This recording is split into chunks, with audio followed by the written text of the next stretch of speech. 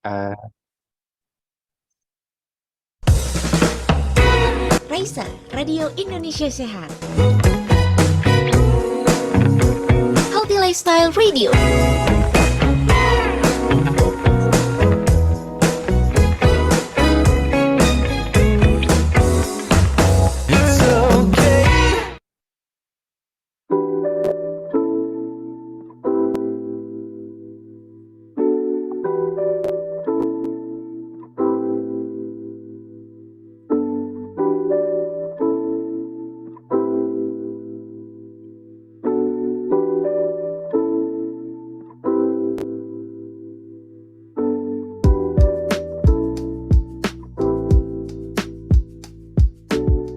Assalamualaikum warahmatullahi wabarakatuh. Raisa, Radio Indonesia Sehat Healthy Lifestyle Radio.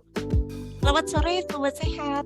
Selamat sore untuk Anda Sobat Sehat yang pas banget nih hari ini lagi nungguin hujannya reda nih. Siapa nih yang masih di kampus nih Sobat Sehat? Senang sekali saya Galuh dapat menyapa Anda kembali Sobat Sehat di hari ini, hari Senin 7 November 2022. Bincang Sehat kembali hadir untuk menyapa Anda di edisi hari ini, dan kita akan menemani Anda untuk berbincang-bincang di edisi sore hari ini. Sobat Sehat, kami sapa dulu untuk Anda, baik Sobat Sehat yang mendengarkan acara di sore hari ini live melalui radio aplikasi digital yang bisa Anda download di Play Store dengan keyword Raisa Radio. Selamat sore juga untuk Sobat Sehat yang mendengarkan lewat website kami di radioindonesiasehat.com, dan tak lupa juga selamat sore dan terima kasih untuk Sobat Sehat yang selalu menantikan acara kami di Zoom Meeting Raisa Radio. Sobat Sehat, di sore hari ini sambil kita menunggu hujan reda, Bincang-Bincang Sehat kembali hadir menghadirkan pakar-pakar yang luar biasa, dan kami kemas menjadi program Bincang Sehat, di mana kita berbincang-bincang, sehatnya dapat, manfaatnya juga dapat. Dan kami akan menemani Anda selama 1 jam ke depan di segmen hari ini nih Sobat Sehat. Kita akan mengenal infertilitas. Nah, waspada infertilitas sejak dini. Nah, mungkin pada penasaran nih Sobat Sehat, infertilitas itu apa? Nah, nanti akan kami kupas dan bersama dengan narasumber kami yang sudah hadir di edisi sore hari ini. Terima kasih luar biasa sekali ada Dr. Syafwal Widat, spesialis obstetri ginekologi, subspesialis fertilitas, endokrinologi dan reproduksi dari Departemen Obstetri dan Ginekologi FKKMK UGM. Terima kasih banyak Dr. Syafwal. Ya, terima kasih. Ya. Baik, dan Sobat Sehat, Dr. Syafwal tidak sendiri, akan ditemani oleh Dr. M. Reska Khalifa dari Departemen Obstetri dan Ginekologi FKKMK UGM. Tentu untuk Sobat Sehat yang di radio, yang masih di rumah atau di jalan, seperti biasa, kami buka untuk Anda pertanyaan melalui line WhatsApp kami di 0812-3239-7300. Sekali lagi, di 0812-3239-7300. Jangan lupa formatnya nama, spasi, minatnya apa, atau dari mana gitu ya Sobat Sehat. Selamat menyimak Sobat Sehat, waktu saya berikan sepenuhnya ke Dr. Reska. Moga Dok. Iya, terima kasih Mbak Galuh telah memberikan kesempatan kepada saya selaku moderator. Assalamualaikum warahmatullahi wabarakatuh. Selamat sore Sobat Sehat ya, kita di sini bilangnya ya. Perkenalkan, saya Dr. Reska hari ini bersama dengan narasumber kita yang sangat kompeten di bidangnya dari Obsgyn, Dr. Syafwal Widat, SPOG, subspesialis fertilitas, endokrinologi dan reproduksi, akan mengupas tuntas mengenai waspada infertilitas sejak dini. Nah, infertilitas sendiri merupakan topik yang menarik dan sedang hangat untuk dibahas ya, makanya ini memang benar sekali untuk Radio Raisa untuk membahas terkait infertilitas. Nah, sebelum kita berbincang lebih jauh, izinkan saya memperkenalkan narasumber kita, Dr. Syafwal Widat, SPOG Konsultan Fer. Beliau merupakan seorang dokter subspesialis fertilitas yang sangat kompeten di bidangnya. Nah, baru-baru ini beliau juga mendapatkan gelar doktoralnya, sehingga memang nggak salah lah Radio Raisa ini mengundang narasumbernya.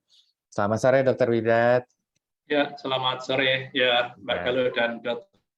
Reska. Ya, selamat sore Sobat Sehat semua. Mendengar Radio Raisa. Waduh, iya dokter. Jadi kita berbincang-bincang dulu ya dokter ya. Sore hari ini sudah banyak baik Sobat Sehat yang via radio maupun via website aplikasi Zoom. Nah, dokter, sebelum kita membahas lebih jauh nih, dokter, izin saya bertanya sedikit, mungkin untuk teman-teman sobat sehat sekalian untuk membahas terkait sebenarnya yang dimaksud dengan infertilitas sendiri itu apa ya, dokter ya? Nah, mungkin biar lebih tahu semua. Iya, terima kasih Dr. Rizka. Ya, untuk sobat sehat semua, saya kira juga ini penting ya diketahui. Jadi, ya infertilitas atau kadang mungkin disebut dalam bahasa awam gangguan kesuburan gitu ya, Dr. Rizka ya. Jadi itu didefinisikan menurut WHO adalah ketika pasangan ya itu sudah berumah tangga, kemudian tidak menggunakan kontrasepsi dan itu sudah berlangsung lebih dari 1 tahun gitu, kok belum hamil juga gitu ya, padahal tidak menunda punya momongan. Nah itu dikatakan itu berarti sudah mendapatkan atau sudah disebut menghadapi masalah infertilitas. Jadi definisinya adalah setahun ya belum punya anak. Nah hanya memang ada perhatian khusus gitu ya, ketika pasangan terutama istri itu usianya sudah di atas 35 ya, itu maka kita mengobservasi gitu ya untuk menyarankan ke dokter itu tidak sampai 1 tahun gitu. WHO menyarankan itu 6 bulan. Jadi kalau pasangan istri itu sudah umurnya 35 atau lebih gitu ya, kalau sudah 6 bulan belum juga hamil, maka sebaiknya segera periksa ke dokter. Nah, itu definisinya. Jadi secara umum 12 bulan, tapi kalau pada kondisi tertentu ya, itu maka kita membatasi lebih singkat lagi 12 bulan. Atau ketika ada keluhan-keluhan yang lain, misalnya katakanlah head-nya tidak teratur, kemudian ada nyeri saat menstruasi gitu ya. Atau misalnya katakanlah ada riwayat operasi sebelumnya pada indung telur seperti itu juga tidak harus menunggu sampai 12 bulan. Pada kondisi-kondisi khusus seperti itu, ya masa toleransinya adalah 6 bulan harus segera ke dokter. Ya. Demikian, Dr. Rizka.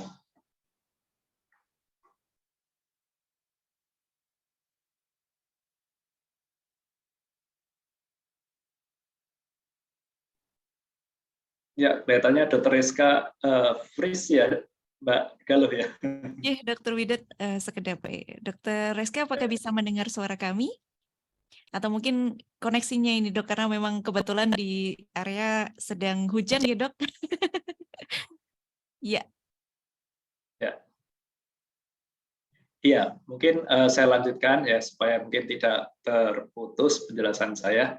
Ya, dan ini saya kira mungkin menjadi masalah penting karena yang kita tahu adalah pada kondisi alamiah gitu ya, masalah fertilitas atau kesuburan itu dipengaruhi oleh usia. Jadi ketika usia bertambah gitu ya, maka secara kuantitas itu ya cadangan telur berkurang dan secara kualitas gitu ya sel telur juga mengalami penurunan juga. Dan dengan bertambah usia, ketika katakanlah kesuburan sudah menurun, masa yang sudah lewat itu tidak bisa dikembalikan. Jadi itu yang mungkin para sobat sehat itu harus paham betul gitu ya. Sehingga kadang-kadang kalau kita bincang-bincang dengan ini kaum milenial ya sekarang ya, jadi anak muda ini milenial gitu kan, biasanya kan biasanya ada pergeseran visi gitu ya. Jadi tag-nya adalah young and smart gitu ya, mencapai cita-cita gitu ya. Jadi yang dikejar adalah visi, kemudian ada target-target tertentu gitu ya. Kadang-kadang ketika mengejar suatu misi atau cita-cita tertentu, kadang-kadang akhirnya mensampingkan itu berumah tangga, kemudian ingin untuk keluarga, ingin punya anak, kadang-kadang itu jadi nomor sekian, prioritas sekian. Padahal usia bertambah gitu ya. Terus kemudian nanti ketika dia sudah katakanlah merencanakan punya anak, ternyata mungkin umurnya sudah di atas 35. Itu yang mungkin kita harus hati-hati ya, kita ingatkan para kaum milenial ini, sobat sehat ini bahwa umur ini akan sangat penting ketika nanti mengharapkan ingin punya anak. Ya, mungkin Dr. Rizka sudah join lagi. Siap dokter, mohon maaf tadi dokter ada gangguan Ya. sinyal, dokter sempat terlempar. Terima kasih Mbak Galuh, tampaknya tadi sempat mengambil alih sebentar ya Pak Galuh. Baik dokter, jadi memang batasnya itu 1 tahun atau kalau usianya lebih dari 35 itu di 6 bulan ya dokter ya. Nah ini biar teman-teman sobat sehat semua lebih aware dan lebih sadar juga ya terkait infertilitas. Nah dokter, sebenarnya untuk infertilitas ini apa saja yang perlu diketahui dokter? Dan jenis-jenisnya ada apa saja dokter?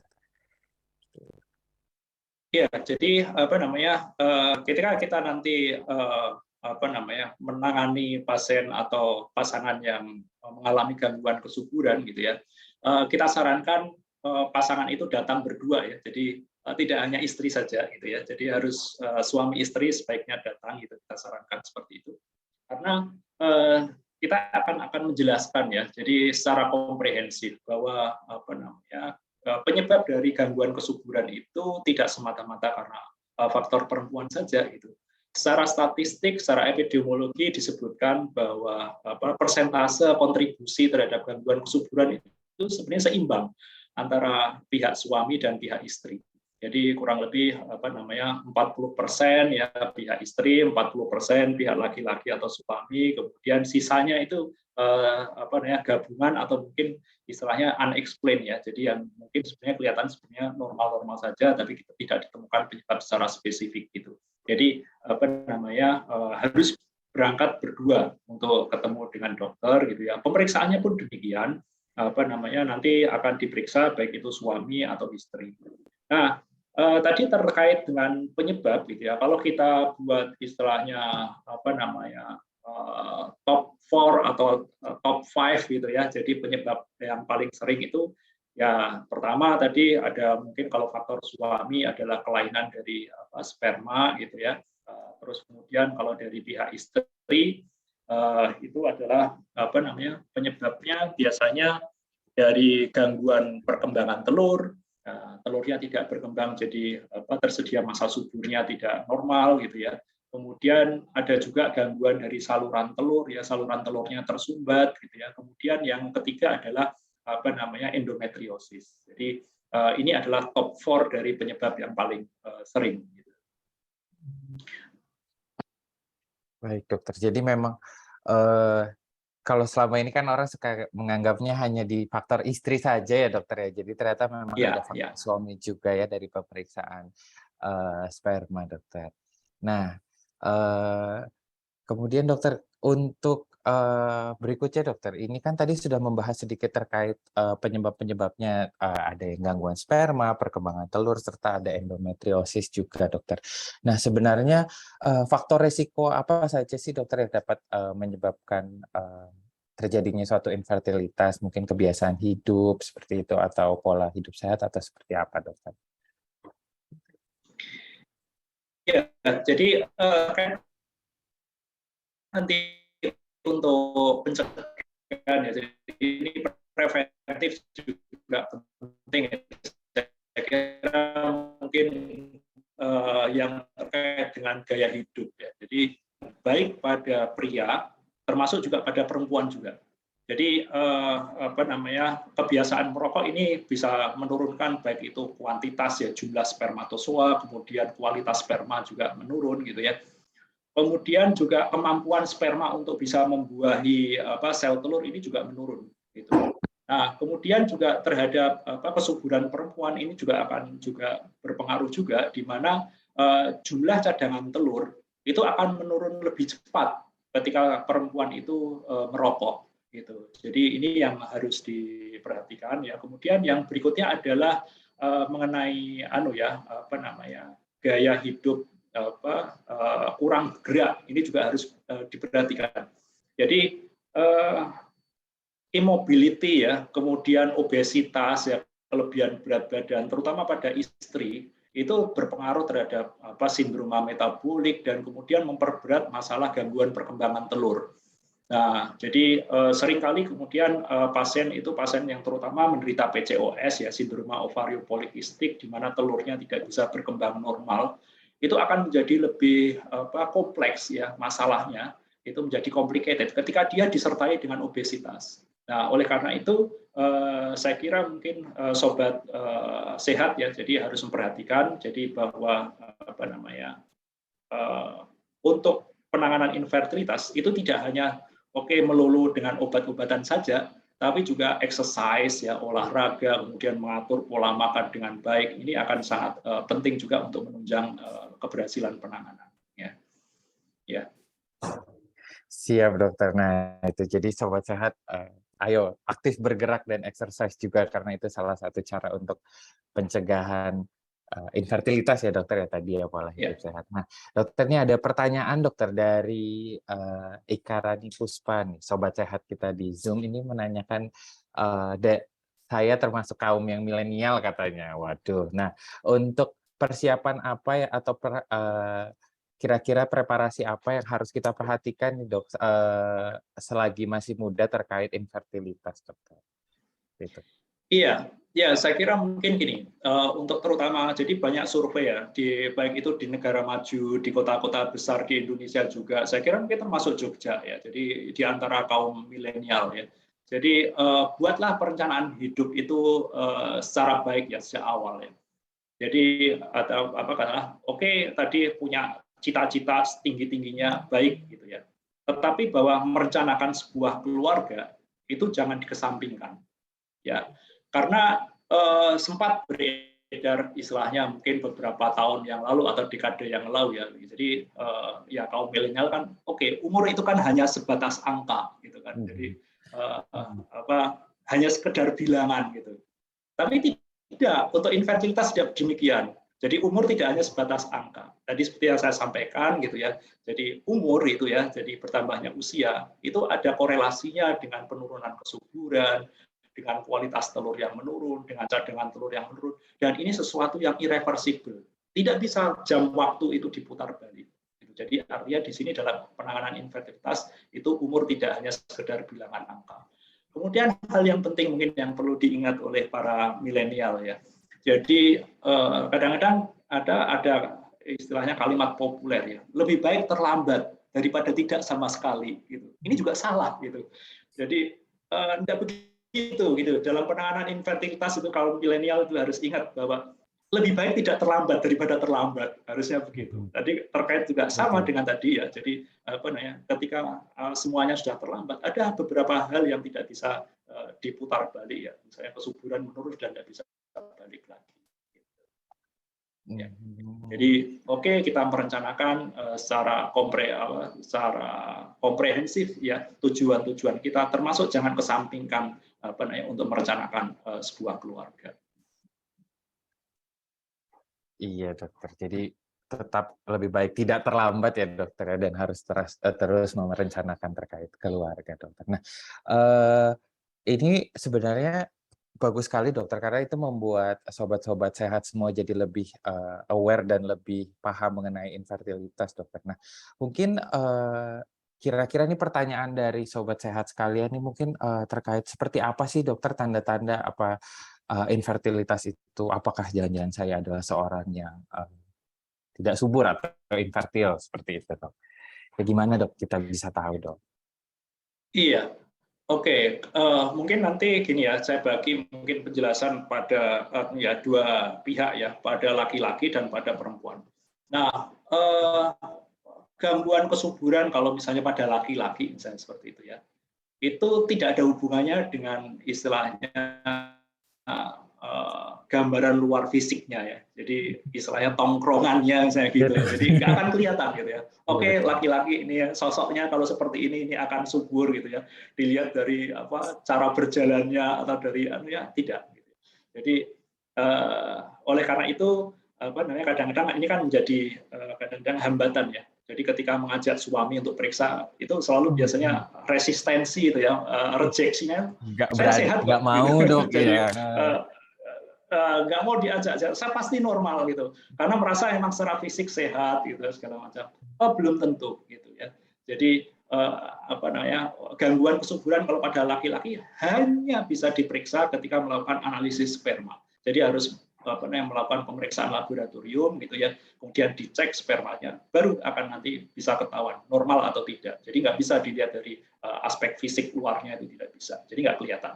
Kemudian kalau istri gitu ya, ada beberapa hal yang mungkin perlu menjadi istilahnya self assessment ya untuk para perempuan ya. Yang pertama adalah mengenai pola head gitu ya. Jadi normalnya biasanya kalau perkembangan telurnya baik itu ditandai dengan siklus headnya teratur gitu. Jadi kira-kira gimana dok yang teratur itu? Ya siklusnya kurang lebih ya 28 hari ya plus minus mendekati itu. 28, 29, 30 hari itu dihitung dari hari pertama men ke hari pertama men berikutnya. Jadi kalau kira-kira kalendernya, kira-kira tanggalnya sama, atau mungkin maju sehari, maju 2 hari, maju 3 hari, oke, it's okay. Itu berarti perkembangan telurnya biasanya secara kasat mata, oke, itu normal. Tapi begitu siklus head-nya sering mundur sampai lebih dari 35, mundur lebih dari, katakanlah, kalendernya itu mundur dari seminggu atau lebih, itu sudah merupakan warning. Kemungkinan perkembangan telurnya ada masalah. Itu paling mudah. Kemudian yang kedua adalah mengenai apakah ada nyeri pada saat menstruasi apa enggak. Gitu. Ketika setiap kali menstruasi kesakitan hari pertama, hari kedua dan itu berjalan progresif ya. Jadi semakin lama semakin tambah tahun semakin sakit ya. Hati-hati itu kemungkinan mungkin ada endometriosis. Termasuk salah satu top 4 penyebab gangguan kesuburan adalah endometriosis ya.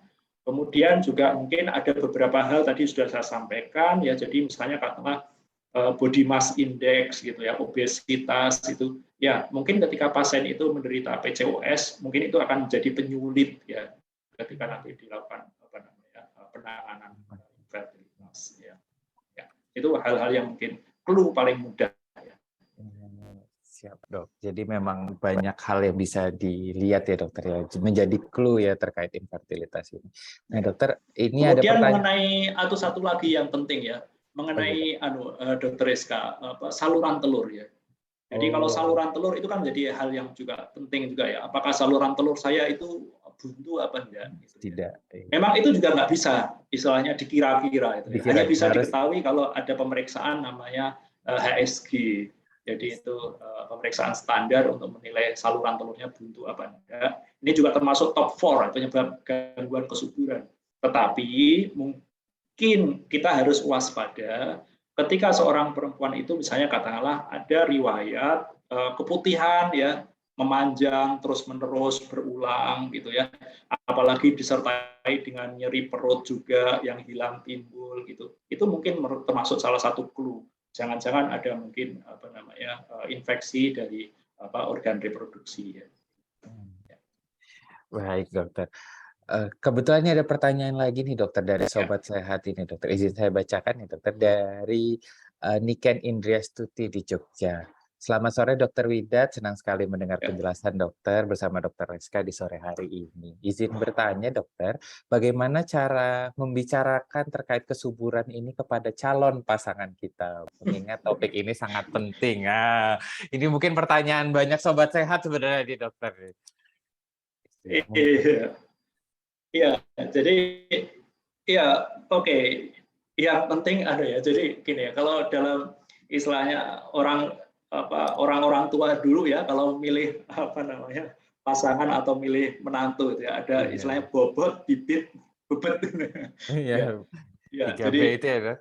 Ya, tapi saya kira memang tidak mudah ya, karena oke, kalaupun misalnya katakanlah kita membicarakan itu ya, mungkin kita termasuk approach itu adalah gaya hidup lah ya. Jadi yang mungkin bisa kita kalau gaya hidupnya tidak sehat gitu ya. Nah, itu hati-hati itu. Tadi seperti yang saya sampaikan clue-nya itu ya. Jadi mungkin ada hal-hal yang menurunkan kebiasaan merokok dan sebagainya. Nah, itu sudah warning seperti itu. Nah, kemudian nanti ketika itu calon pasangan, ya kita memang nggak bisa dong gitu kan minta istilahnya kayak garansi gitu kan. Jadi nggak ada garansi kayak gitu. Jadi setelah nanti berumah tangga, baru kemudian saya kira mungkin ketika ada masalah, apapun masalahnya gitu, yang penting adalah tidak menyalahkan satu sama lain. Jadi nomor satu adalah ya tetap kompak gitu ya, kemudian mencari solusi bersama. Itu saya kira kunci paling penting. Jadi kadang-kadang masalah mungkin dari suami bisa, kemudian bisa juga mungkin masalah dari istri atau mungkin kombinasi dari dua-duanya.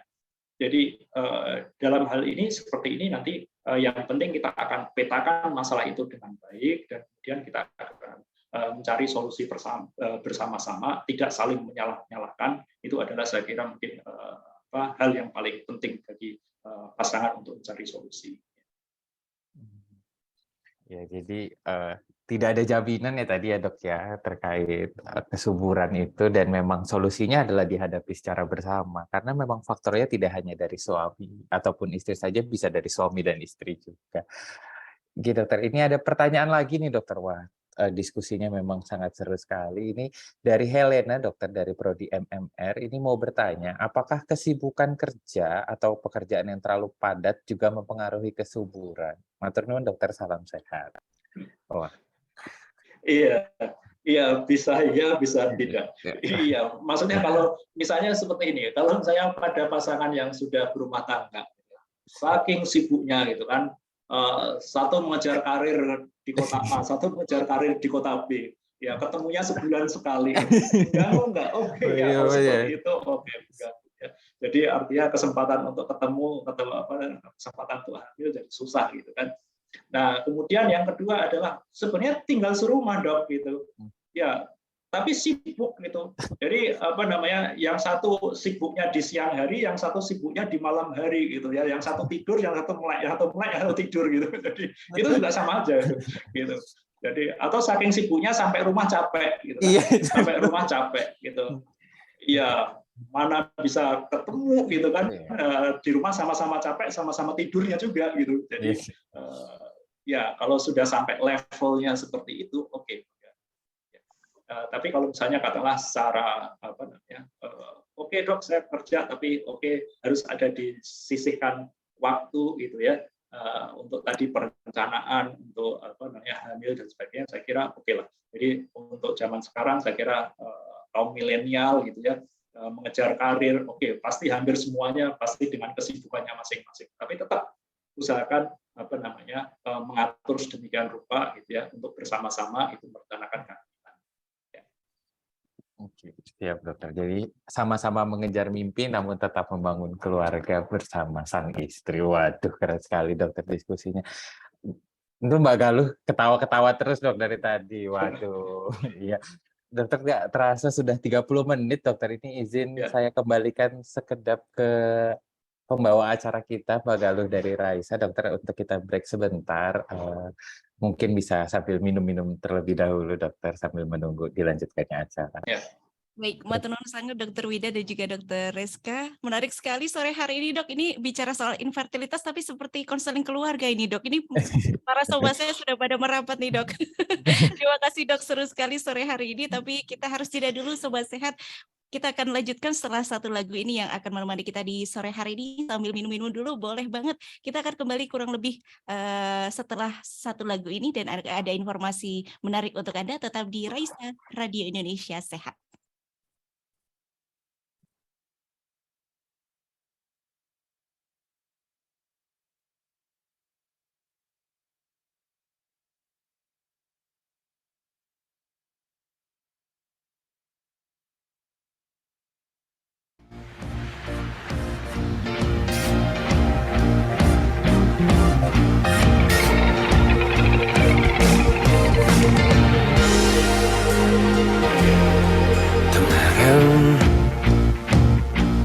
Masih menudungi rencana akan lupa diri, segala hayalan kini yang terjadi, asa untuk mencari keindahan bumi, daun surgawi, tindakan pun kan meliputi pikiran, waktu pun terhenti, segala harapan terwujud asri, nestapa tak ada lagi keindahan wangi, daun surgawi Terjaga sukmaku, hilang gundah ragu, tawa hiasi malam syahdu. Hijau aromamu, tinggi corak ayu, tak ada malapetaka. Terai laksana nirwana, dan kini hanya angan belaka untuk terbang menggapai asmara. Segala harapan terwujud nyata, hanya terasa daga keindahan bunga daun nirwana. Terjaga sukmaku, hilang gundah ragu, tawa hiasi malam syahdu. Hijau aromamu, tinggi corak ayu, tak ada malapetaka. Terai laksana nirwana.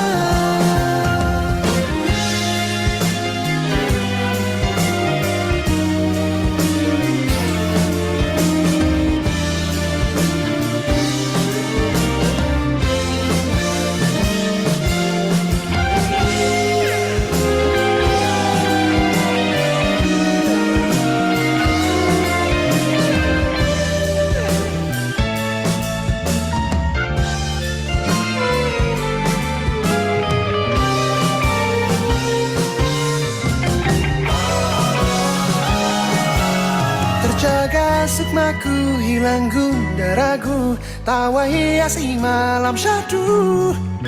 Hijau aromamu, tinggi corak ayu, tak ada malapetaka. Terai laksana nirwana. Terjaga sukmaku, hilang gundah ragu, tawa hiasi malam syahdu. Hijau aromamu, tinggi corak ayu, tak ada malapetaka. Terai laksana nirwana.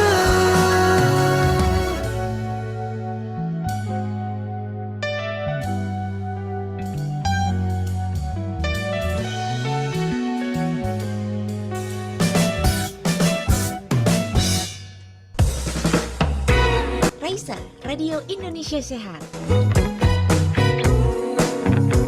Healthy Lifestyle Radio.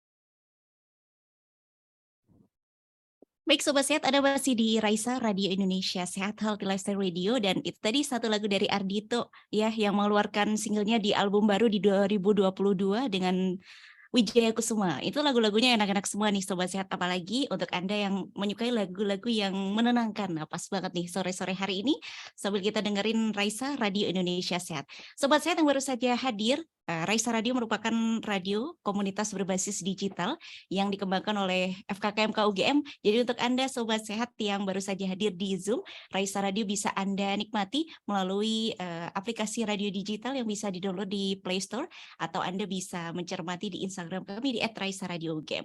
Sobat Sehat, selamat bergabung kembali untuk Sobat Sehat yang di radio, di website maupun di Zoom. Selamat menikmati acara kami di Bincang Sehat. Masih kita bahas tentang infertilitas bersama dengan Dr. Wida dan juga Dr. Reska nih Sobat Sehat. Dan selamat bergabung kembali, dan waktu saya kembalikan ke Dr. Reska. Silakan Dok. Ya, terima kasih banyak Mbak Galuh dan Raisa Radio telah memberikan kesempatan lagi kepada saya nih untuk memoderatori sesi kedua ini. Baik Dr. Widat, melanjutkan diskusi kita Dokter, ini ada pertanyaan lagi dari Sobat Sehat terkait infertilitas. Apakah bisa dideteksi sejak usia 17 tahun Dokter? Ini pertanyaan dari Matsna Hanifah. Dokter. Iya, jadi kalau terkait infertilitas yang istilahnya ketika belum menikah gitu ya maksudnya ya. Ya, jadi memang perlu hati-hati juga. Ada mungkin kondisi-kondisi tertentu ya, Dokter Rizka, yang mungkin terkait juga dengan gangguan nanti kemampuan untuk bisa hamil atau reproduksi ya. Terutama misalnya katakanlah pada umur-umur remaja, itu ketika seorang perempuan itu tidak mendapatkan menstruasi ya. Jadi yang mungkin sobat sehat perlu waspadai adalah normalnya seorang perempuan itu sudah mendapatkan menstruasi pertama itu kan selambat-lambatnya sebelum umur 14 tahun gitu ya. Nah, tetapi ketika 14 tahun belum head gitu ya, belum mendapatkan menstruasi gitu ya, itu sebaiknya segera periksa ke dokter gitu. Kadang-kadang mungkin terlambat mendapatkan head sampai umur tertentu itu ya, mungkin akan ada hubungannya itu ya. Seperti juga tadi misalnya pertanyaan 17 tahun bisa nggak? Oke, mungkin sih ada clue ketika misalnya sampai umur 17 kok belum dapat head gimana dok? Gitu. Nah, itu mungkin akan menjadi clue penting gitu ya. Kemudian yang kedua adalah misalnya katakanlah pada umur remaja gitu ya, belasan tahun itu ciri seks sekunder itu tidak berkembang normal. Itu juga mungkin ada kaitannya juga, mungkin ada hubungannya dengan gangguan nanti infertilitas atau gangguan kemampuan untuk punya anak di kemudian hari. Ya, maksud saya misalnya ciri seks sekunder apa gitu. Satu ditandai dengan mulai ada peningkatan tinggi badan yang agak cepat gitu kan di umur-umur katakanlah belasan tahun ya. Jadi akhir SD sampai SMP kan harusnya ada kenaikan tinggi badan. Kemudian perkembangan payudara saya gitu. Nah, itu kan normalnya pada pubertas seperti itu ya, atau pertumbuhan rambut gitu. Dan akhirnya menstruasi gitu. Nah, ketika ini ada masalah ya payudara nggak tumbuh, kemudian juga menstruasi nggak datang. Nah, itu mestinya sejak dari awal harus ke dokter. Karena kalau misalnya gagal tidak tertangani dengan baik, kadang-kadang mungkin lah akan ada kaitannya nanti dengan kemudian hari untuk ingin anak. Tapi kalau misalnya katakanlah gangguan kesuburan misalnya yang penting juga adalah umur-umur belasan misalnya tadi yang sudah saya sampaikan ya, keputihan terus-menerus itu mungkin ada potensi nanti mungkin gangguan kesuburan di kemudian hari, terutama misalnya karena menyebabkan sumbatan dari saluran telur seandainya infeksi itu merembet. Semula keputihan misalnya di vagina saja bagian bawah gitu ya, kemudian dia merembet ke atas ke saluran telur misalnya gitu, bersarang di sana infeksinya bisa saja menyebabkan sumbatan saluran. Nah, termasuk juga gaya hidup juga. Nah, ini kemudian gaya hidup yang istilahnya mungkin seks bebas lah, hati-hati juga gitu. Itu juga termasuk faktor risiko yang mungkin bisa mempengaruhi nanti gangguan kesuburan juga. Karena sexually transmitted infection ya, jadi infeksi menular seksual itu juga termasuk salah satu penyebab gangguan kesuburan yang bisa menyebabkan salah satu problem di saluran telur itu bermasalah. Ya. Siap dokter. Jadi memang banyak aspek ya yang bisa menyebabkan infertilitas itu sendiri. Nah, dokter, terkait infertilitas sendiri itu nanti kira-kira sobat sehat ini bisa enggak melakukan screening atau kira-kira pemeriksaan apa sih yang bisa dilakukan untuk mendeteksi terkait infertilitas ini? Iya, memang agak susah ya, kecuali tadi clue yang terkait dengan gejala tadi ya. Jadi kapan ini sudah menikah, berapa tahun, kemudian siklus headnya seperti apa, itu bisa dideteksi secara sendiri. Tapi nanti setelah misalnya katakanlah setahun seperti sudah saya sampaikan, sebaiknya ke dokter. Jadi nanti dokter akan membantu atau memandu gitu ya, pemeriksaan apa yang diperlukan. Biasanya nanti akan ada standar ya pemeriksaannya, seperti misalnya katakanlah suami nanti perlu analisis sperma gitu ya, itu termasuk pemeriksaan standar ya, wajib ya itu. Kemudian yang kedua misalnya katakanlah untuk istri nanti dilakukan pemeriksaan USG untuk melihat apakah ada kelainan pada organ reproduksi pada perempuannya gitu ya, ada kista apa tidak, ada miom apa enggak yang mungkin bisa mengganggu kesuburan gitu ya. Termasuk juga nanti penilaian atau pemeriksaan standar adalah menilai saluran telurnya itu tersumbat apa enggak dengan HSG itu standar minimal. Kemudian juga menilai kondisi perkembangan telurnya normal apa enggak dengan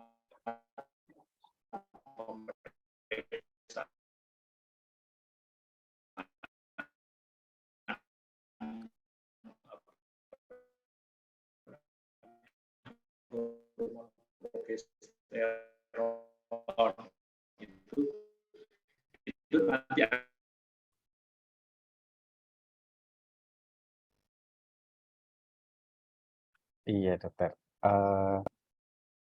Terkait infertilitas lagi, dokter, ini sebenarnya mungkin ini pertanyaan banyak sobat sehat ya, dokter. Misalnya kita mengalami infertilitas, ini kira-kira untuk manajemen atau penanganannya nanti seperti apa, dokter? Apakah itu bisa diatasi atau sudah Ya. tidak bisa diatasi lagi? Iya, jadi kira-kira nanti akan ada pertama adalah dokter akan melakukan pemeriksaan awal tadi. Tujuannya adalah pemetaan. Jadi kalau dalam istilahnya cara berpikir dokter itu nomor satu adalah melakukan pemeriksaan sistematik sehingga kita bisa mengenali bahwa peta masalahnya apa. Jadi kalau dalam dunia medis disebut dengan diagnosis itu. Jadi ternyata problem dari pasangan ini adalah A, B, C gitu seperti itu. Jadi nomor satu adalah menentukan peta masalahnya dulu. Nah kemudian baru nanti dokter akan menentukan solusinya seperti apa. Ya istilah medisnya adalah terapi atau treatmentnya. Nah, karena tadi seperti yang saya sampaikan bahwa kemungkinan penyebabnya itu bisa bervariasi, sama-sama gangguan kesuburan, tapi ternyata pasangan A masalahnya di saluran telurnya, pasangan B di gangguan perkembangan telurnya, pasangan C adalah misalnya faktornya di sperma suami. Oleh karena itu, treatmentnya belum tentu akan seragam. Nah, kadang-kadang mungkin ada istilahnya pemahaman yang salah ya. Ya, baik itu mungkin di antara pasien sendiri atau mungkin bahkan kadang-kadang dari internal medis juga bisa aja seperti itu, bahwa ketika pasangan itu datang itu ya gangguan kesuburan yang dipikirkan adalah mencari obat penyubur gitu. Ya, itu salah. Dan kadang-kadang kalau sekarang ya zamannya online, kemudian semua tersedia, belanja online, toko online gitu, bahkan ditawarkan itu obat-obat penyubur seperti itu yang harusnya itu tidak boleh, itu harus dengan resep dokter gitu. Sehingga kadang-kadang belanja online itu obat penyubur segala macam tanpa kendali seperti itu ya. Padahal belum tentu itu masalahnya di situ. Nah, kadang-kadang kami mengalami gitu ya pasien sudah katakanlah konsumsi obat penyubur setahun atau lebih gitu ya, ternyata belum pernah diperiksa saluran telurnya istrinya gitu. Ternyata masalahnya adalah saluran telurnya buntu, kan nggak tepat gitu. Jadi diterapi dengan obat penyubur yang tujuannya untuk membantu telurnya berkembang, tapi masalahnya saluran telurnya buntu gitu. Atau misalnya karena suami nggak pernah diperiksa sperma gitu, ternyata masalahnya nggak hamil-hamil karena masalahnya di spermanya gangguan atau kelainan sperma yang berat gitu. Yang diterapi hanya istrinya saja. Sehingga penting sekali di sini adalah nomor satu adalah kita memetakan masalah spesifik yang dihadapi pasangan itu apa. Dan nanti penanganannya akan menyesuaikan. Jadi treatment itu akan mengikuti diagnosis yang ditentukan atau ditetapkan. Iya, dokter. Jadi memang harus berdasarkan dari masalah awalnya atau kita bilang diagnosisnya untuk menentukan terapinya ya, dokter ya. Baik, dokter, ini ada pertanyaan lagi dari sobat sehat. Ini sepertinya dari kalangan medis juga, dokter, ya, dari Dinar Yudhistira Firdaus. Assalamualaikum warahmatullahi wabarakatuh, Dr. Syafal Widat dan Raisa Radio. Matur nuwun sangat untuk diskusi ilmunya. Ingin bertanya, dokter, terkait fertilitas, kiranya bagaimana dampak terhadap kelompok anak maupun dewasa yang pernah menjalani kemo ataupun radioterapi, dan bagaimana cara memberikan penjelasan hal tersebut kepada pasien maupun ke keluarga pasien tersebut? Iya, saya kira mungkin ini menjadi topik yang mungkin akhir-akhir ini menjadi perhatian yang baik ya di kalangan baik itu pasien-pasien penderita kanker, termasuk juga kalangan medis yang menangani pasien-pasien kanker, terutama pasien kanker anak, pasien kanker pada remaja, dan pada pasien kanker usia muda ya. Jadi ada 3 kelompok di sini perhatian. Anak-anak, kemudian remaja, dan dewasa muda gitu.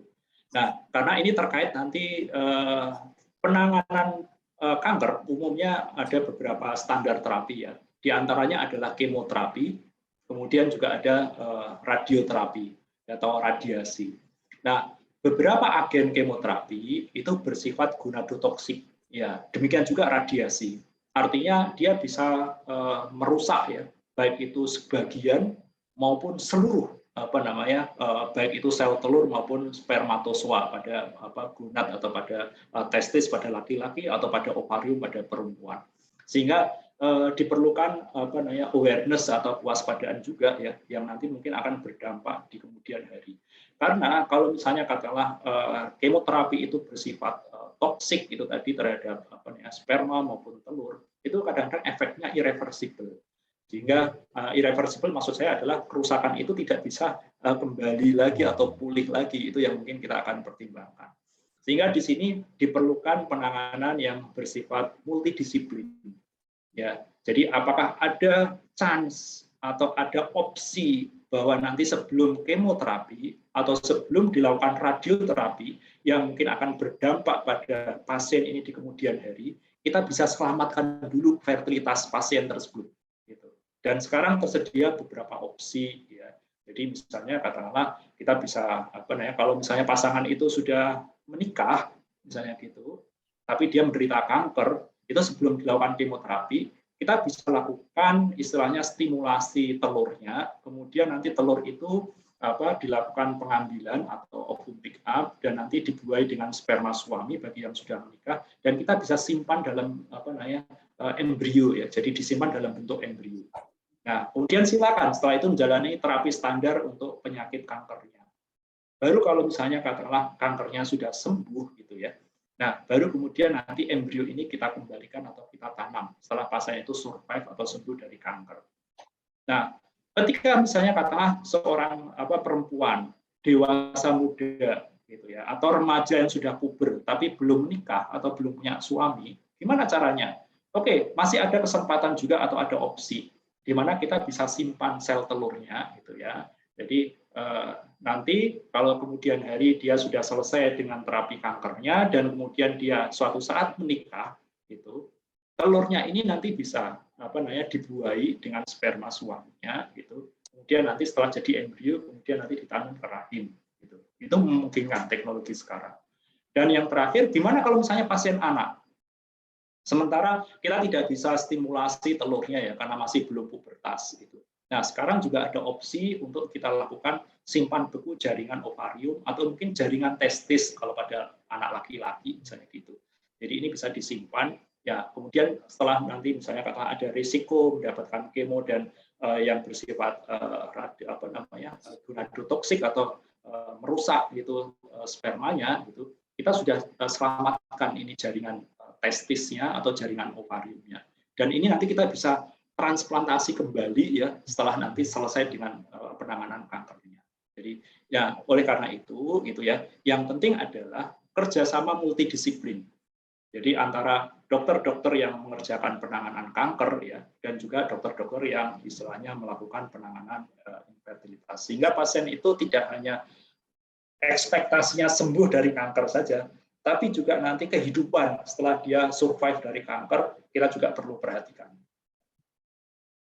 Dokter, jadi memang sudah banyak cara dan aspek yang bisa dilakukan ya dokter, dan pendekatannya multidisipliner untuk memperhatikan kualitas hidup dari si penderita kanker tersebut ya, terutama dari aspek fertilitas.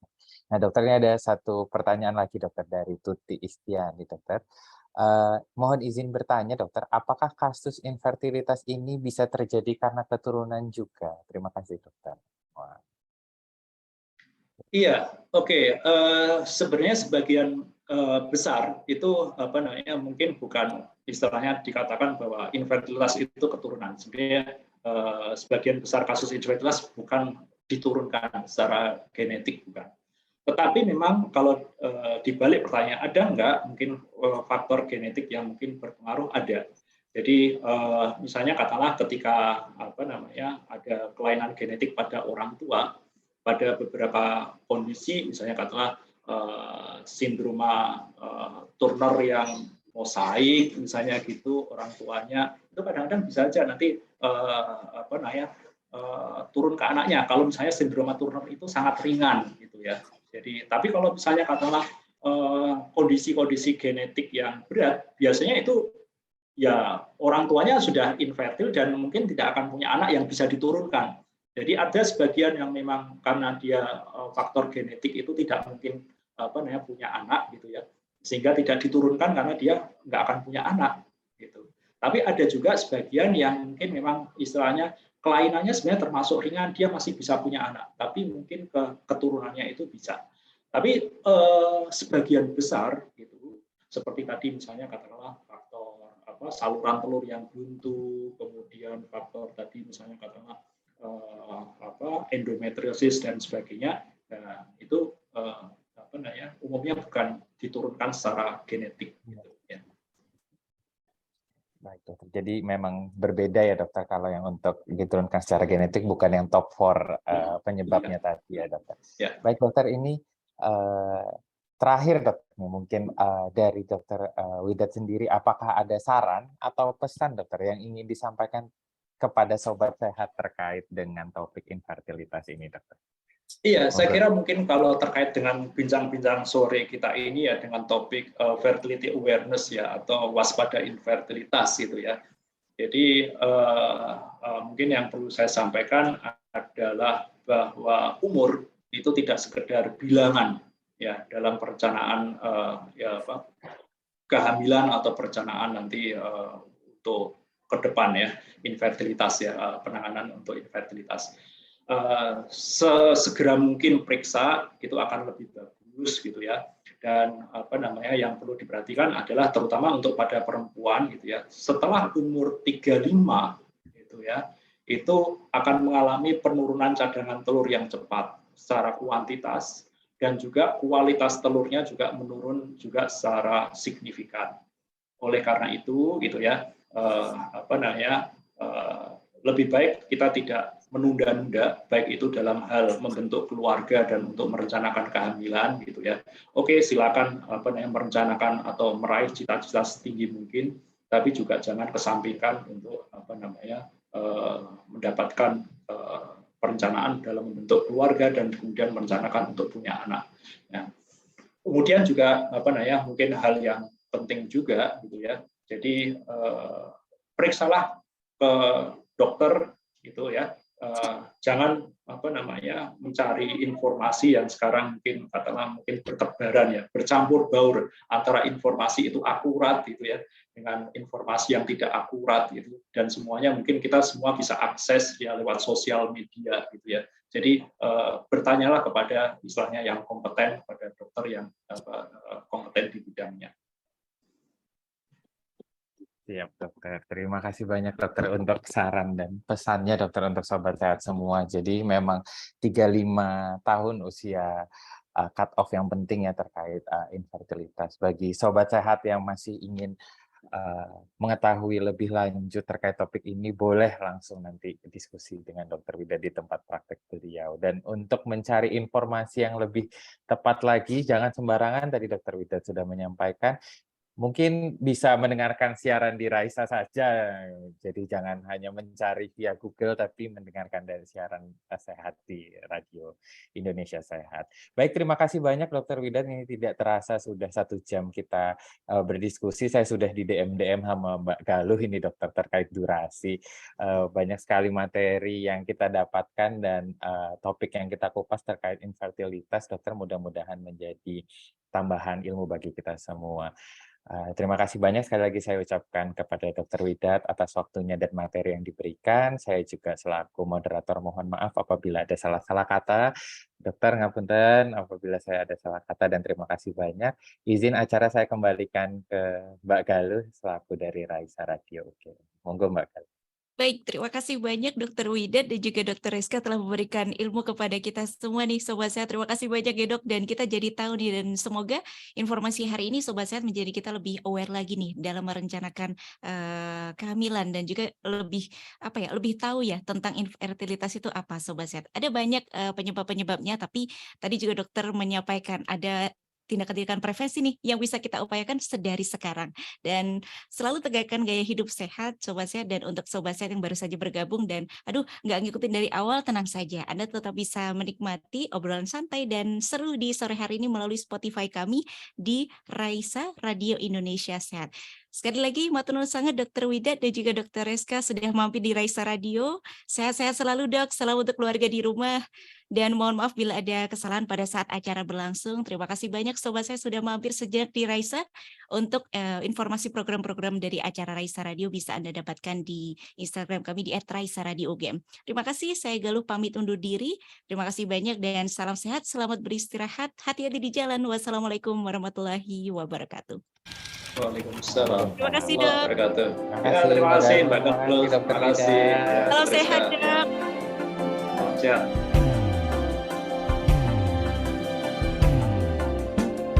Masa-masa keraguan usai sudah kini.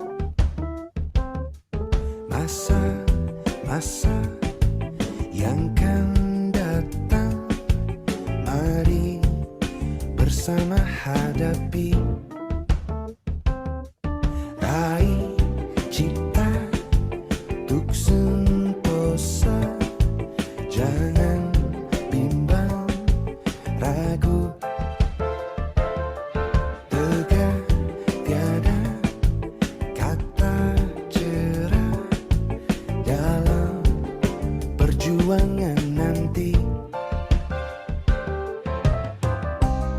Tanamkan kepastian dalam meraih cita yang menjadi harapan. Jalan berliku dalam kehidupan, deburan hikmah semata. Masa-masa yang bahagia menanti di sana. Namun tanpa kerja nyata dan doa pada yang esa, kiranya kan sia-sia. Raih cita tuk sentosa, jangan bimbang ragu. Tegak tiada kata jerah dalam perjuangan nanti.